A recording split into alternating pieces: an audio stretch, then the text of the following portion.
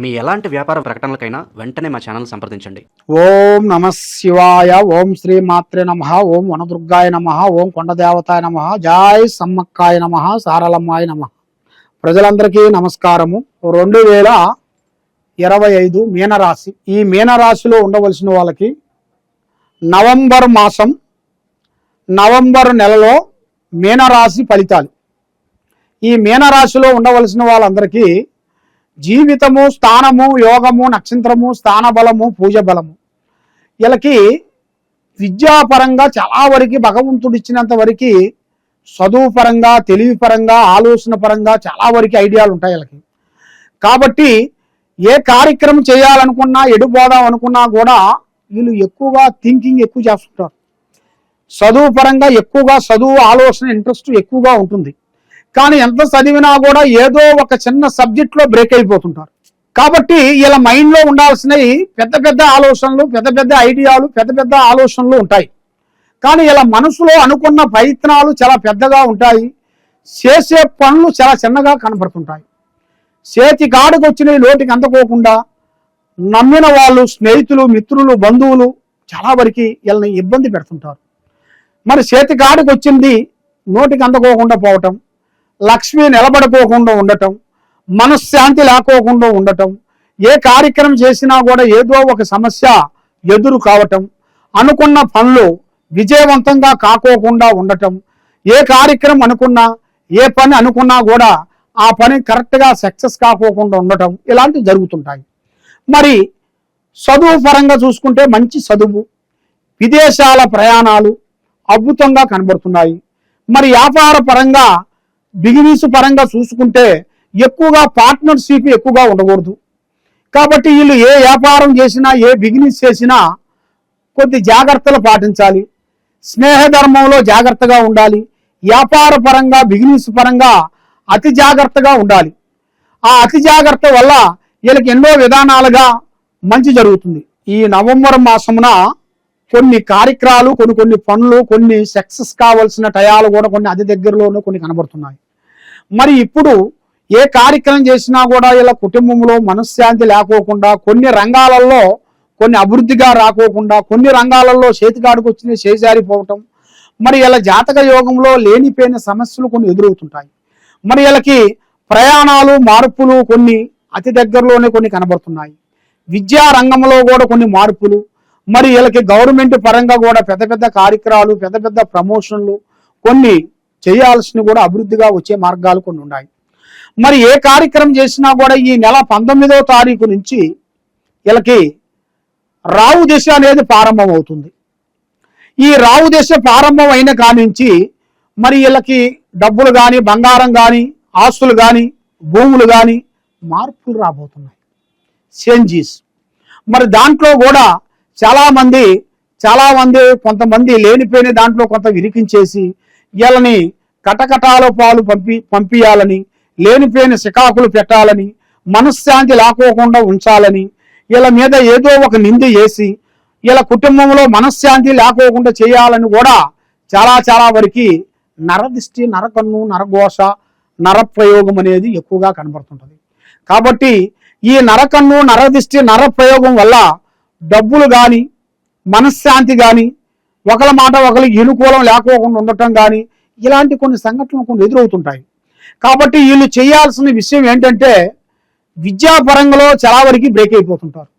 చదువు పరంగా చదవాల్సింది ఒక రకంగా అయితే ఇంకో రకంగా పోతుంటారు. ఇలా మైండ్లో ఒకటి ఉంటే ఇంకో ఫీల్డ్కి వెళ్ళిపోతుంటారు. వీళ్ళు అనుకున్న ఫీల్డ్ కాకోకుండా మధ్య ఫీల్డ్లో పోయి బ్రేక్ అయిపోతుంటారు. దానివల్ల కొంత ఇబ్బందికరం కావటం, నమ్మిన వాళ్ళు మోసం చేయటం, స్నేహితులలో ఇబ్బందులు కావటం, ప్రేమించిన స్త్రీ నుంచి కొన్ని ఇబ్బందులు రావటం, ప్రేమించిన ఒక స్త్రీకి పురుషుడి నుంచి ఇబ్బందులు కడగటం, మరి ఆ స్త్రీకి ఎన్నో రోజుల నుంచి తల్లిదండ్రుల మాట కూడా వినకోకుండా ఆ ప్రేమించిన వాడి గురించే ఎక్కువగా కొన్ని ఆశలు పెట్టుకొని ఎదురు చూసి కళ్యాణం చేసుకునే టైం కల్లా ఆ టైంలో ఏదో ఒక విషయంగా ఒక మాట మాట్లాడి మరి కళ్యాణం ఎప్పుడు చేసుకుంటామని ఒక మాట అడగంగానే, ఓ మా అమ్మ మా నాన్న ఉద్యోగం వచ్చిన తర్వాత చేసుకోమంటున్నారు, కాబట్టి నేను సెటిల్మెంట్ కావాలి, నేను అది కావాలి, ఇది కావాలని లేనిపోని మాటలు చెప్పి మోసం చేసి, ఇబ్బంది చేసి ఆమెను ఎంతో ఇబ్బందికరంగా చేసి మోసం చేసి పోయిన వాళ్ళు మనం ఎంతో మంది చూస్తున్నాము. కాబట్టి ఎంతో మంది మోసం చేసే జాతక యోగం కనబడుతుంది. కాబట్టి మీరు ఏదైనా సరే ఒక ప్రేమించేటప్పుడు కానీ, ప్రేమ ఇచ్చేటప్పుడు, ప్రేమ తీసుకునేటప్పుడు మీరు బాగా ఆలోచించి ఐడియా చేసి చూసి అడిగేయాలి. తొందరపాటు వల్ల ఎన్నో నష్టాలు, ఎన్నో ప్రమాదాలు, ఎన్నో చిక్కులు, ఎన్నో విధానాలు కనబడుతున్నాయి. కాబట్టి మరి ఎన్నో పూజలు చేశారు, ఎక్కడెక్కడో గుళ్ళకి వెళ్ళారు, ఎన్నో పూజలు చేశారు, ఎన్నో దర్శనాలు చేశారు. కానీ ఏ దర్శనాలు చేసినా, ఏ దేవుణ్ణి పూజించినా, ఎక్కడికి పోయినా, ఎవరిని ప్రేమించినా, ఏ బంధువుని అభిమానించినా ఆ సమస్యల వల్ల లేనిపోయిన సమస్యలు చిన్న చిన్న సమస్య పెద్ద సమస్య అవుతుంది. మరి వీళ్ళు చేయాల్సిన పూజా బలం ఏమిటి? ఏ దేవుణ్ణి పూజిస్తే బాగుంటుంది, ఏ దేవుణ్ణి కరుణిస్తే, ఏ దేవుడు కరుణిస్తాడు, ఏ దేవుణ్ణి పూజిస్తే మాకు సమస్యలు తీరిపోతాయి, మరి ఎక్కడ పోతే మాకు మంచి జరుగుతుందా అని చాలా మంది చాలా విధానాలుగా ఎదురు చూస్తుంటారు. కాబట్టి మహావిష్ణుని పూజించాలి. మహావిష్ణుని పూజించినట్టుగైతే వీళ్ళకి అష్ట ఔశ్వర్యాలు, భాగ్యభోగాలు, మనశ్శాంతి, ఆరోగ్యము, కుటుంబము, మనశ్శాంతి, స్త్రీ విశేషాల్లో కూడా అన్ని విషయాలలో వీళ్ళకి 100% వీళ్ళకి కరెక్ట్గా సక్సెస్ అయ్యే మార్గాలు కూడా కనబడుతున్నాయి.